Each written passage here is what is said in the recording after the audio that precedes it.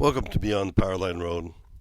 December 31st, and it's time to consider New Year's resolutions or whether or not we should even make New Year's resolutions. The verses I'm going to be using will be from Luke chapter 12 and from Romans chapter 12. And New Year's resolutions are something that have been with us for a long, long time. Ancient Babylonians may have been the first people to have made a New Year's resolution, and that was 4,000 years ago. During the 12-day religious festival, the Babylonians made promises to gods, and if the Babylonians kept their words and their promises, then they believed that their pagan gods would bestow favors on them for the coming year, and if not, then they would fall out of their gods' favors. Similar practice was celebrated by Emperor Julius Caesar, and he established a New Year's resolution time on January 1st, beginning of the New Year's at 45 BC. Now, 46 BC was a really weird year in history. There were 455 days in 46 BC. You see, what happens is at the time, the calendar had 355 days in it, and every now and then they would have a leap month. But during the time of Julius Caesar, there was some wars and fighting, and so they skipped a leap month or two. So as Julius Caesar was trying to get the calendar so that the beginning of the calendar began in January, what he did is he threw in a couple leap months and a few leap days and made the 46 BC year the longest year in history.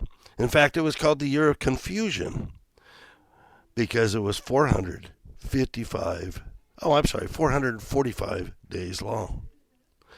Now, the reason that he wanted January to become the beginning of the year is because of the fact that there was a god that he worshipped named Janus, which is a two-faced god, and its spirit is supposed to inhabit doorways and arches and all that. And Janus was apparently a god that could see in the future and see in the past, depending upon which phase he is looking.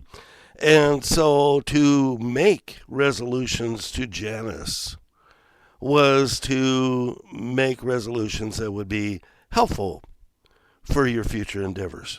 Of course, that didn't help Julius Caesar too much because by the end of 45, it might have been 44, he had been stabbed.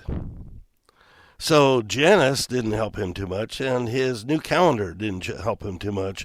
But New Year's resolutions have been around for a long, long time. And back in 1740, something newer, John Wesley, one of the people that started the Methodist Church, created a covenant renewal service held on New Year's Eve or sometimes on New Year's Day, and it was to help establish New Year's resolutions too. So what do you do about New Year's resolutions yourself? Do you decide which ones to keep and which ones to break? Do you make a covenant of some sort on your New Year's resolution, or you just make resolutions for fun? My daughters call them goals because of the fact that they know that everything is going to be for a little bit of fun, and people don't normally keep New Year's resolutions. So Forbes magazine came out with statistics for 2024. Yes, I know it's the 31st, 2023. It's not 2024 yet. But their study, their survey in Forbes magazine called Forbes Health One Poll, and they wound up polling 1,000 U.S. adults. And they did this somewhere around October of 2023, and they looked at American attitude towards resolution setting and what type of goals were prioritized. And what is really kind of funny about resolutions is 62% of all Americans felt that they were pressured to set a New Year's resolution. It was peer pressure that caused them to establish New Year's resolutions. So Forbes Health One Poll survey found also that the average resolution lasted And they're saying 3.74 months, which turns out to be about 3 months and 22 days, maybe 3 months, 23 days. So any resolution that is made, the average of them lasts a little over 3 months, almost 4 months, not quite. And interestingly, only about 8% of the respondents stick with it, their resolution and their goal, for 1 month. And 22% will stick for 2 months, and the same 22% or another 22% will outlast them by another month. And about 13% fall away from their resolution in about 4 months. And then, of course, you have about 35% that fall away from the resolution or keep their resolutions as they continue on throughout the year. Not often are many resolutions kept. There was a 2018 survey that said that only about 4 to 6% of the resolutions were kept. And resolutions has changed throughout history. In 1947, a Gallup poll showed New Year's resolutions. The number one New Year's resolution in 1947: to improve my disposition, to be more understanding, to control my temper. In other words, it was a self-help resolution that was established by individuals so that they could be better individuals with other people around, to be more understanding, to improve their disposition. The second one, improve the character and live a better life. So to improve a character, we're looking at self-improvement again, and we're looking at things that are good for an individual. And of course, there's some of these, that are, the same resolutions that show up every year: stop smoking, save money, stop drinking, etc., etc.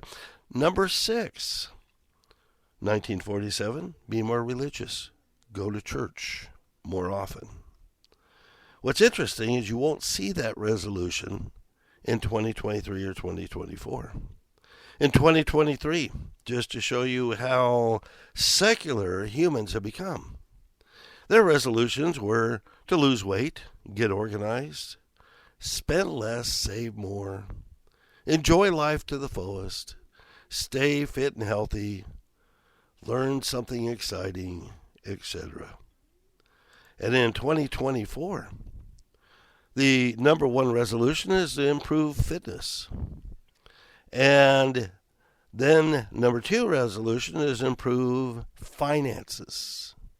And then it goes to improve mental health and lose weight, improve diet.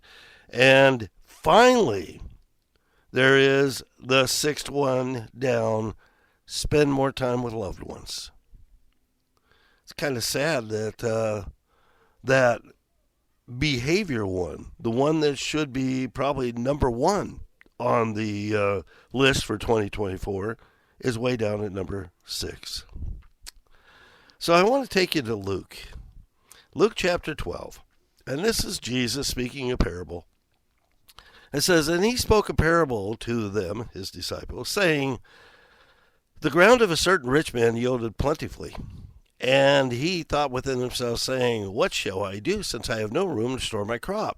So he said, I will do this. I will pull down my barns and build greater ones, and there will be storage for my crops and my goods. And I will say to my soul, soul, you have so many goods laid up for many years. Take yourself ease, eat, drink, and be merry. But God said to him, fool, this night your soul will be required of you. Then whose will those things be which you have provided? So is he who lays up treasures for himself and is not rich towards God. So what is Jesus saying in this? He's saying that when we think of the future and we look towards the future, we really should not be looking towards our goals being improved finances. And I know sometimes it's a lot nicer if we had better finances. Everybody would like to be a little bit more financially sound than they are.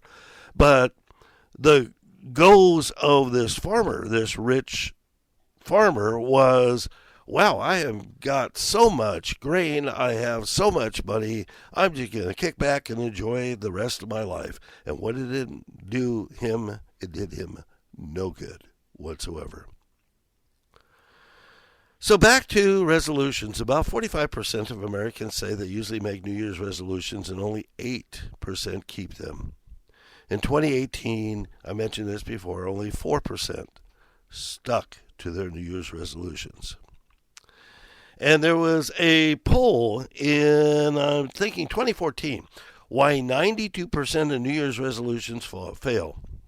And there were two things in this poll that stood out. One says we don't make changes for the right reasons, and the other is our goals are not aligned with our values. So I want you to reflect on your value system. I want you to reflect on what you think should be your thoughts and aligned with your feelings as how you should behave and manage your life. And think about the resolutions and are they aligned?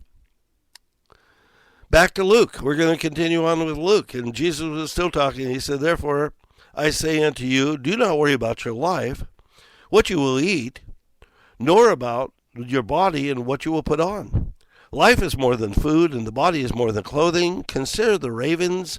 They have neither sow nor reap, which have neither storehouse nor barn, and God feeds them. Oh, how much more value are you than these birds? And which of you is worrying can add 1 cubit to his stature? If you are then not able to do the least, why are you anxious for the rest?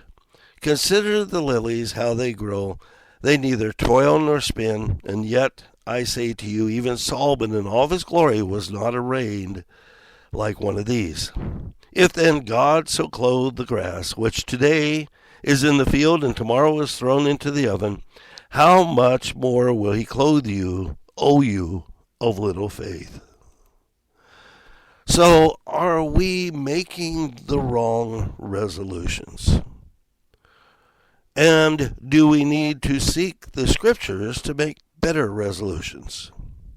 Jesus continues on in Luke 12, and he says, and do not seek that what you should eat or what you should drink, nor have an anxious mind.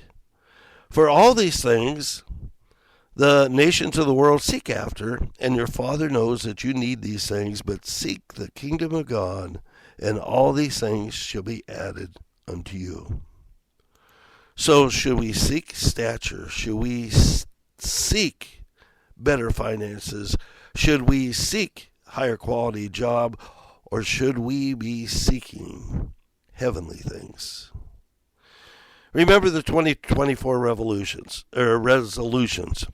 Improve fitness, improve finances, improve mental health, lose weight, improve diet, stop smoking, learn a new skill, things that are somewhat useless, and then think back to the 1947 Gallup poll resolutions. Improve my disposition, be more understanding, control my temper, improve my character, live a better life. Be more religious, go to church more often. Then it talks about other things, take care of my health, take a better part in home life. It seems like 1947 resolutions were more scripturally based than the 2024 ones. So are your resolutions selfish? Are your resolutions self-indulgent? What do we need in order to reflect to New Year's resolutions? And I would suggest reading Romans chapter 12. And so in Romans chapter 12, verse 9, let love be genuine, and abhor what is evil. Hold fast to that which is good. So a New Year's resolution along those lines would be, I want to focus on the good things in life. On verse 10, love one another with brotherly affection. Outdo one another in showing honor. A resolution would be, I want to be able to honor my neighbors, not just my friends, but everybody that I come in contact with. Verse 11, do not be slothful in zeal. Be fervent in spirit. Serve the Lord. New Year's resolution. I want to be more active in serving the Lord. Verse 12, rejoice in hope. Be patient in tribulation. Be constant in prayer. New Year's resolution. I want to pray more. I want to be more consistent in prayer. I want to pray daily. I want to pray continuously. Verse 13, contribute to the needs of the saints and seek to show hospitality. New Year's resolution. I want to give more. I want to be considered a giving and loving individual. Verse 15, rejoice in those who rejoice and weep with those who weep. New Year's resolution. I want to visit the homeless. I want to visit the fatherless. I want to be helpful to those that need help. I want to visit those in jail. Verse 16, be of the same mind one towards another. Do not set your mind on the things high, but associate with the humble. Do not be wise in your own opinion. New Year's resolution. I want wisdom from the Lord. So it's really easy to find New Year's resolutions that you may and may not like or may need. And in Romans chapter 12, again, verse 1 and 2, let's remember this. It says, I beseech you, therefore, brethren, by the mercies of God, that you present your bodies a living sacrifice, holy, acceptable to God, which is your reasonable service. And do not be conformed to the world, but be ye transformed by the renewing of your mind, that you may prove what is good and acceptable and the perfect will of God. So, ladies and gents, when you make your resolutions, if you make your resolutions, consider how you should be making a resolution. And consider what your resolution should be about. Have a wonderful New Year.